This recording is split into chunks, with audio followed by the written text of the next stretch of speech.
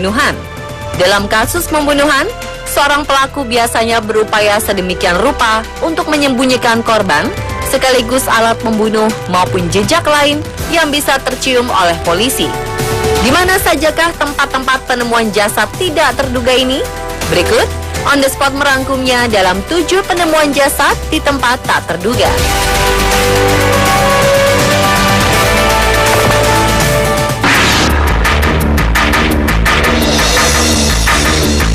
Irma Bergoyo seharusnya berusia 103 tahun pada bulan September ini. Namun polisi menemukan jasadnya dalam apartemen. Wanita itu sudah meninggal dunia selama beberapa bulan. Pemeriksaan awal mengungkapkan bahwa mendiang diduga meninggal pada bulan Maret 2016 lalu. Polisi pun menangkap putranya yang berusia 65 tahun dan dikenakan tuduhan telah menyembunyikan jasad. Pria tersebut diketahui tinggal bersama ibunya di apartemen Trivero, Provinsi Biella, Italia. Para tetangga menghubungi polisi karena khawatir dengan perilaku pria bernama Priangelo Bussolera itu yang selalu menghindar jika ditanyai tentang keadaan ibunya. Para tetangga juga melaporkan telah melihat putra almarhumah baru-baru ini membawa kulkas yang sangat besar ke gedung. Keluarga itu pindah ke Trivero del Varesotto sekitar setahun lalu. Saat itu putra tersebut kesulitan mencari pekerjaan. Polisi setempat mengatakan bahwa mereka sedang menggali kasus ini untuk mengungkapkan keadaan yang menyebabkan kematian Bergoyo, tapi belum mencapai titik terang.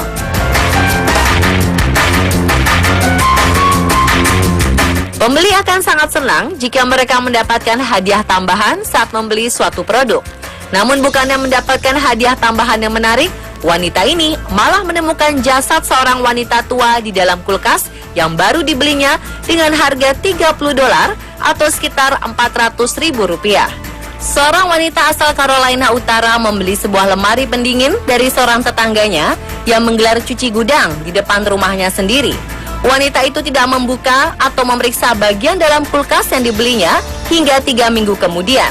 Dan alangkah terkejutnya ia ketika menemukan jasad beku milik seorang wanita tua di dalam kulkas tersebut. Kepolisian Goldsboro mengatakan jasad tersebut dikonfirmasi sebagai seorang wanita lokal yang meninggal karena sebab yang alami. Petugas kini sedang menyelidiki lebih lanjut apa penyebab kematian wanita tua itu dan mengapa ia bisa masuk ke dalam kulkas tersebut.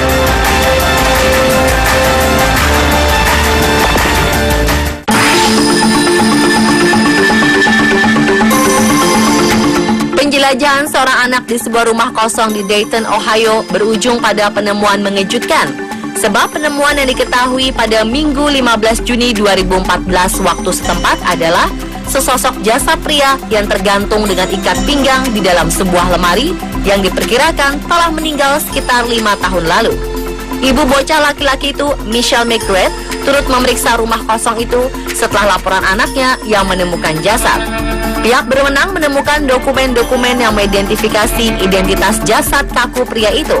Pejabat dari kantor Montgomery County mengidentifikasi jasad itu sebagai Edward Branton yang berusia 53 tahun. Kematiannya diyakini akibat bunuh diri dengan cara gantung diri. Tubuh Branton dalam kondisi masih bagus karena lemari melindunginya dari sinar matahari dan serangga serta efek dari kelembapan. Rumah tak berpenghuni itu dipenuhi rumput liar. Sebuah papan pemberitahuan dari pemerintah kota tertanggal 11 Mei 2013 terlihat menempel pada pintu depan rumah itu. Bertuliskan, si pemilik rumah melanggar hukum dan diminta memotong rumput rumahnya. Berdasarkan pengakuan para tetangga sekitar, mereka mengaku tidak pernah melihat siapapun di rumah itu selama 3 tahun terakhir. Mereka berasumsi rumah itu telah ditinggalkan sang pemilik. Mungkin Anda akan ngeri dan bertanya-tanya dari mana asal jasad ini. Hal inilah yang dialami seorang wanita bernama Erica Carner yang tengah merenovasi rumahnya agar lebih nyaman. Beberapa orang pekerja bangunan di rumah Erica tiba-tiba dikejutkan dengan penemuan sebuah peti mati yang terbuat dari perunggu yang diperkirakan telah berusia 145 tahun lebih. Dengan desain berpenutup kaca, dalam peti mati itu terlihat sesosok jasad gadis kecil menggenggam setangkai mawar merah di tangannya. Peti ini ditemukan tepat di bawah lantai beton garasi rumahnya.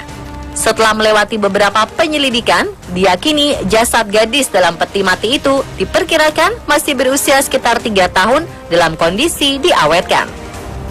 Hal ini terlihat dari luar peti mati karena kulit dan rambut panjang berwarna pirang gadis cilik ini masih dalam keadaan sangat baik.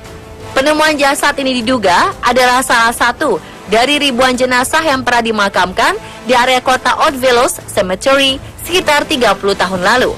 Sebelum akhirnya pemakaman ini terpaksa ditutup oleh pemerintah pada tahun 1890-an.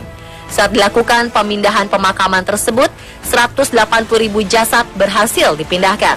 Namun sepertinya jasad gadis kecil dengan gaun putih panjang dan bunga lavender di rambutnya itu tertinggal. Sampai akhirnya di kawasan itu berubah menjadi kawasan pemukiman. Tidak ada identitas dari peti mati tersebut. Untuk memudahkan, akhirnya pemerintah setempat memutuskan memberi nama jenazah gadis tersebut Miranda.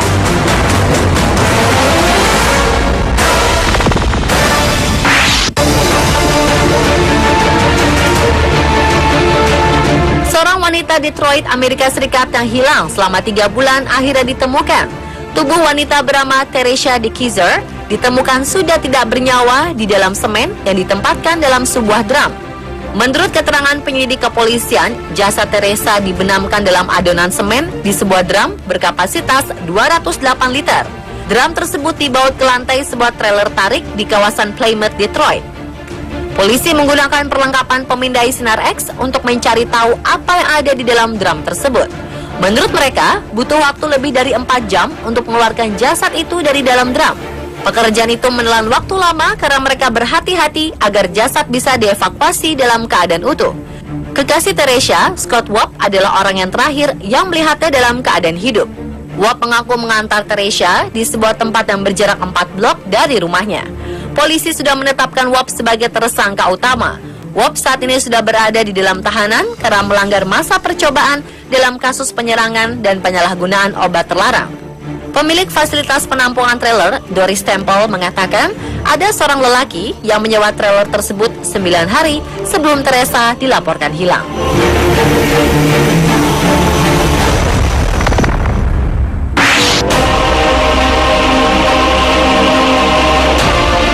Joanne Nichols dinyatakan hilang sejak 21 Desember 1985. Jejaknya sama sekali tak terlacak hingga beberapa tahun lalu. Kontraktor yang membersihkan bekas rumahnya di Poughkeepsie, New York menemukan keberadaannya, hanya tinggal kerangka.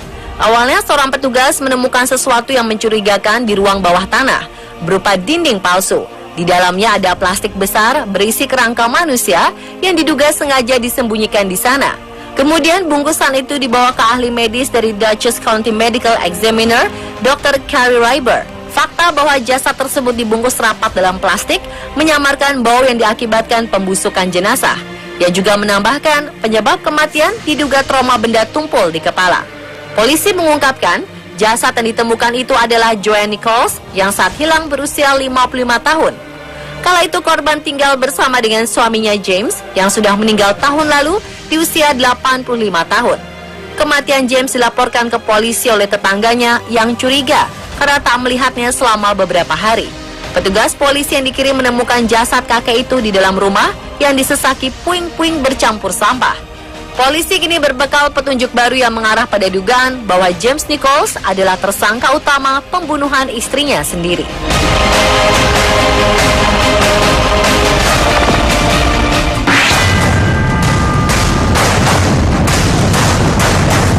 Jasad seorang wanita paruh baya ditemukan setelah sebulan terperangkap dalam lift di sebuah bangunan tempat tinggal di tengah Cina. Polisi daerah Gaoling di kota Xi'an menemukan jasad itu pada 1 Maret 2016 setelah libur tahun baru Cina. Lift tersebut ditutup oleh pekerja di sana pada 30 Januari dalam posisi tersekat di antara 2 lantai. Wanita itu ditemukan dalam keadaan mengenaskan. Lift tersebut dimatikan oleh 2 petugas pemeliharaan gedung pada tanggal 30 Januari lalu setelah ada laporan kerusakan. Sejumlah petugas pemeliharaan gedung dipanggil untuk memperbaiki kerusakan pada lift dan mereka berteriak untuk memastikan apakah masih ada orang di dalamnya. Pihak berwajib sempat mengatakan Jasad itu lambat ditemukan karena kebanyakan penduduk sedang berlibur dan kemudian menggunakan lift lain di kompleks itu. Namun polisi yang mengklasifikasikan kejadian itu sebagai pembunuhan tidak sengaja, menahan dan mendakwa perusahaan pengelola lift dan pengelola bangunan atas tuduhan lalai.